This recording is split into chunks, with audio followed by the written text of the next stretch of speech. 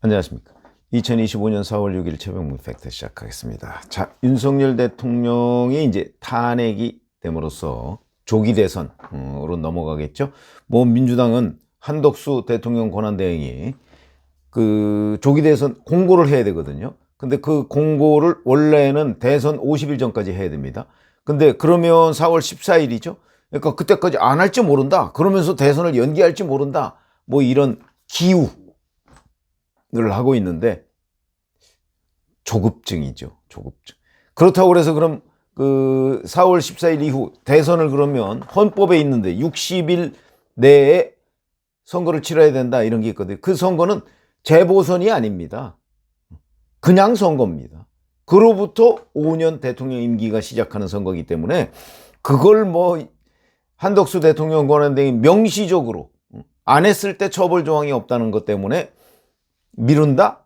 상상할 수 없는 일이죠. 그거는 뭐 한덕수 권한대행이라는 사람을 정말 우습게 보는 발상이다 이렇게 생각을 하고요. 어차피 조기 대선은 있는 겁니다.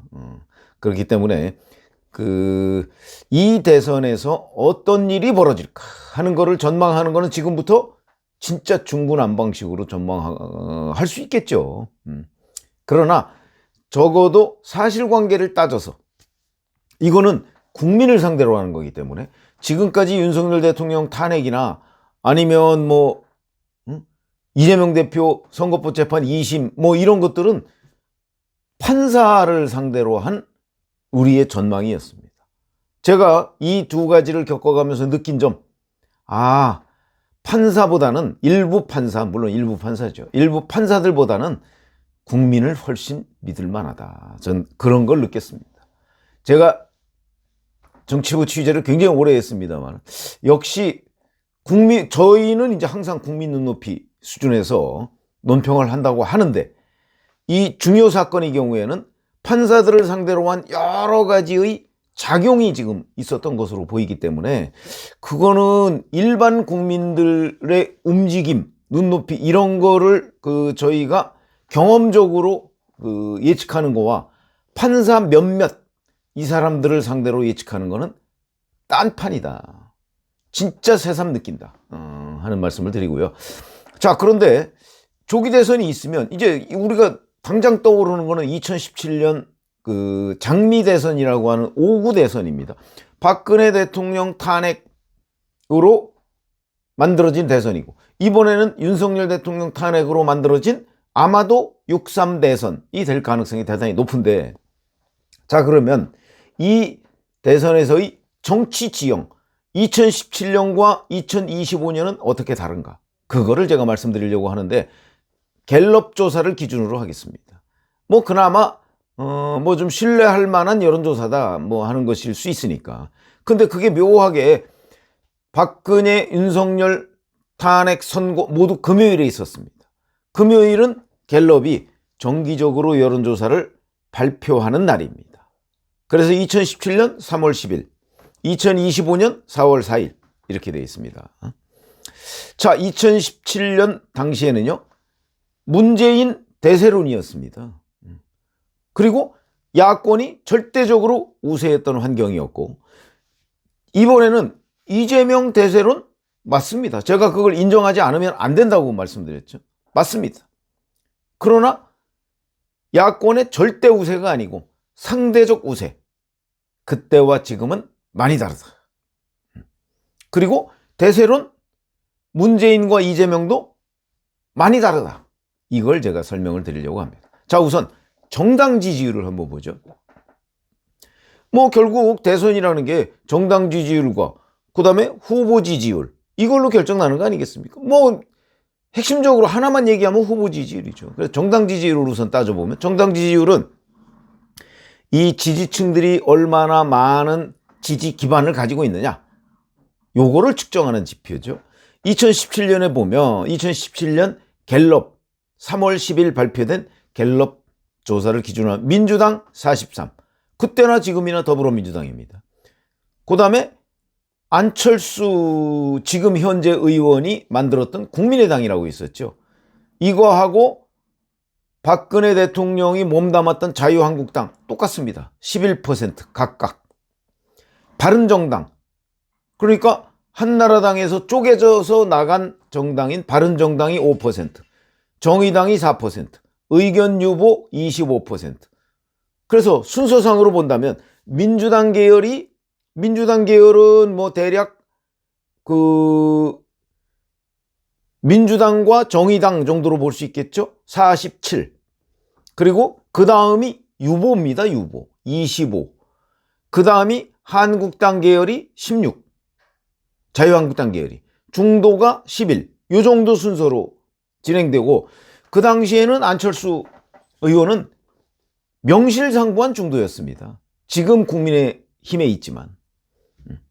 이렇게 돼 있고, 이번에 2025년 바로 엊그제 발표된 갤럽 조사를 기준으로 보면 민주당이 41, 그리고 민주당 계열인 조국혁신당이 4, 중도 개혁신당이 중도라고 봐야 되겠죠, 2, 국민의힘이 35, 무응담이 17 이렇게 돼 있습니다. 그래서 순서상으로, 지지층의 순서상으로 보면 민주당 계열이 대략 45, 국민의힘 계열이 35, 유보가 17, 중도는 없는 것으로 보인다. 개혁신당은 국민의힘 계열에서 제외했습니다. 자, 이러면 이 지지층의 정당 지지율의 지지층 차이를 보면 민주당 계열은 그때나 지금이나 별 차이가 없습니다. 47대 45 정도 되니까 별 차이가 없습니다. 근데 국민의힘 계열은 큰 차이가 있다. 당시에는 국민의힘 계열을 바른정당과 자유한국당을 다 합쳐도 16에 불과했는데 그나마 또 자유한국당과 바른정당으로 분열돼 있었죠. 근데 지금은 35다. 16과 35다. 두 배도 넘는 차이를 보이죠. 35면 민주당 계열을 다 합쳐서 45니까 육박한다. 뭐 아직도 뭐 10%포인트 차이가 있지만 육박한다.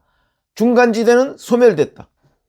그 다음에 2017년에 중도를 이끌던 안철수 의원은 지금 국민의힘에 있다. 이렇게 특징을 말씀드릴 수 있겠습니다. 자, 그 다음에 후보 지지율 관점에서 보면 2017년에는 민주당의 문재인이 32, 안희정 충남지사가 17, 이재명 성남시장이 8. 그래서 다 합치면 57%였습니다. 자유한국당은 갤럽 조사 기준으로 장내 정치 지도자 올라가 있는 게 황교안 9%, 그리고 중도의 안철수가 9%, 유보가 22% 이렇게 돼 있습니다. 이번 2025년을 보면 이재명이 34, 조국이 1. 아직 옥중에 있는데도 조국 전 대표가 1%를 가지고 있습니다. 김문수 고용노동부 장관 9, 한동훈 전 국민의힘 대표 5, 홍준표 대구시장 4, 오세훈 서울시장 2, 그 다음에 이낙연 새누리민주당 전 대표 1, 이준석 개혁신당 의원 1, 유보 38% 이렇게 되어 있습니다. 자, 특징을 분석드리자면 2017년에는 민주당 계열이 57%, 후보 지지율을 57%, 과반을 훨씬 넘고도 넉넉하게 남는 지지 기반이었습니다. 그리고 유보 22%였는데 이게 유보 22%가 모두 자유한국당으로 쏠린다고 해도 민주당에 턱도 없습니다. 유보가 자유한국당으로 쏠릴 리도 없지만 쏠린다고 가정을 해도 턱도 없다. 그런데 지금은 어떠냐? 민주당 계열이 당시에는 57%였는데 지금은 35%밖에 안 된다. 과반에 훨씬 미달한다. 대신 국민의힘 계열을 다 합치면 20%가 된다. 35대 20. 그다음 20도 뭐 물론 15%포인트라는 굉장히 큰 거죠. 이런 차이가. 그래서 제가 뭐 이재명 대세론 그래 인정할 수밖에 없다. 이렇게 말씀을 드리는 이유입니다. 15% 차이, 포인트 차이 굉장히 큰 거죠. 그러나 2017년과 비교해 보면 어마어마한 차이다. 2017년엔 민주당 지지 기반이 57%였으니까. 그리고 유보가 그때는 22%에 불과했지만 지금은 무려 38%입니다. 2017년에 1.7배가 넘습니다. 만약에 위원감 한번 생각해 보시죠. 그럼 유보 38%는 물론 이 중에 대부분 또 상당 부분이 뭐 투표하러 안 간다 뭐 이럴 수도 있지만 그냥 우리가 그냥 일반적으로 좀 거칠게 한번 계산을 해보자 이거죠. 38%의 유보층의 3분의 2 정도가 만약에 국민의힘이 확보할 수 있다라고 가정을 하면 국민의힘은 45. 그럼 3분의 1 정도가 민주당으로 간다? 그럼 민주당은 50. 그럼 몇 퍼센트 차이죠? 5%포인트 차이입니다. 이거는요, 정당별, 진영별 이런 대결에서의 차이를 의미합니다. 이재명이라는 변수를 약간 좀 제외해놓고 우리가 따져본 거죠. 물론 후보에 이재명이 있지만. 그런데 우리가 2017년의 문재인과 2025년의 이재명 차이를 간과해서는 안 됩니다. 무슨 얘기냐면 2017년의 문재인, 박근혜 대통령 탄핵 과정에서 아주 일방적으로 문재인의 더불어민주당 우세했죠. 그리고 문재인의 개인적인 사법 리스크 없었습니다. 호남에 일부 반문 정서가 있었죠. 그러나 그거는 뭐 아시다시피 선거 들어가면 뭐 압도적인 표가 나올 것이라는 건 누구나 예상할 수 있었고요. 그 다음에 당시에는 보수, 진보, 10년 주기설 이런 것들이 팽배해 있을 때 10년마다 바뀐다, 진영이. 이런 게 팽배해 있을 때입니다. 국민들의 머릿속에. 이것도 선거 투표 행태에 어느 정도는 영향을 미치거든요. 그리고 문재인이라는 사람에 대한 개인적인 비토 정서, 개인적인 이런 것들은 별로 크지 않았습니다.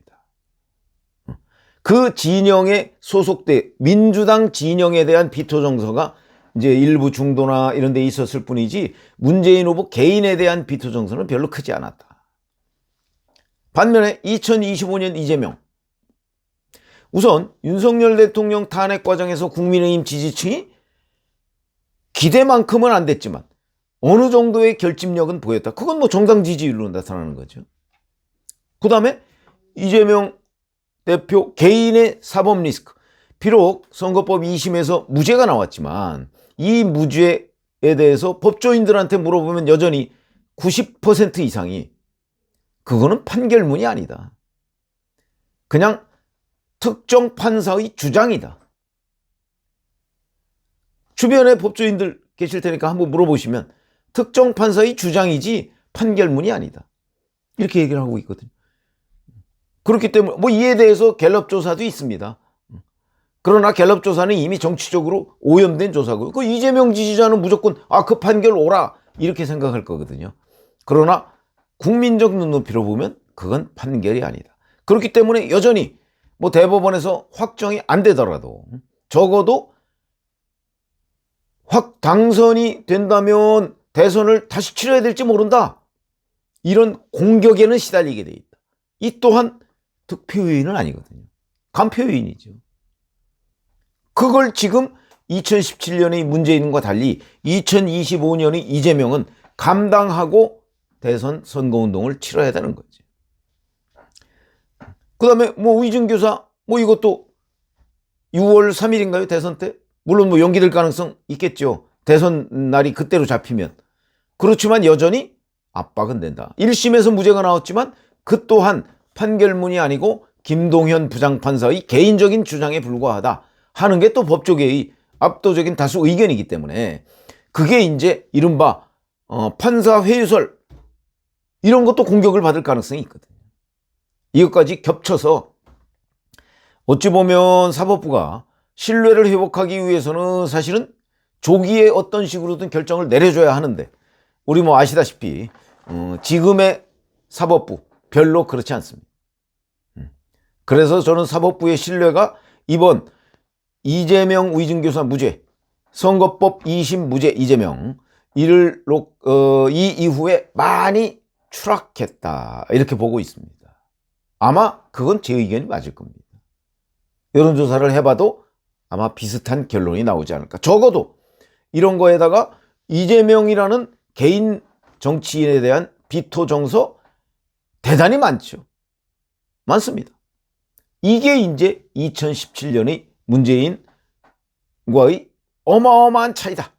자, 그러면 이제 2017년 정치 지형과 2025년의 정치 지형을 지금 제가 정당 지지율, 후보별 지지율, 그리고 개인적 비토 정서 요 세 가지의 관점에서 말씀을 드렸습니다. 종합해 보면 2017년 대선의 결과는 어떻게 돼 있죠? 문재인 41.1, 홍준표 24, 중도인 안철수 21, 유승민 6.8, 심상정 6.2 이렇게 돼 있습니다. 박근혜 탄핵 당시에 57%였던 민주당 지지 기반이 문재인 41% 정도로 쪼그라들었습니다.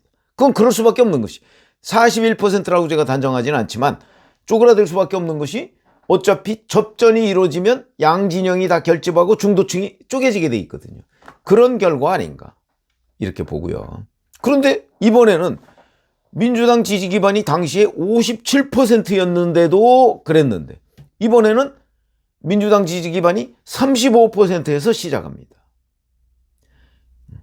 그러면 그때와 어마어마한 차이로 시작을 하는 거예요. 그때는 57에서 시작해서 조금씩 줄어서 문재인 후보가 41.1%로 당선이 됐는데 지금은 35%에서 시작을 해서 약간이야 올라가겠죠. 물론 올라가는데 가파르게 올라갈 것이냐 천천히 서서히 올라갈 것이냐에 따라서 당락 여부가 결정이 된다. 당시에는 선거 시작하자마자 문재인 후보 당선은 떼어놓은 당상이다. 이렇게 시작하고 예상하고 시작을 했지만 지금은 시작이 35%이기 때문에 이재명 당선은 떼어놓은 당상이라고 예상하고 시작하지 않는다. 그게 차이라는 거죠.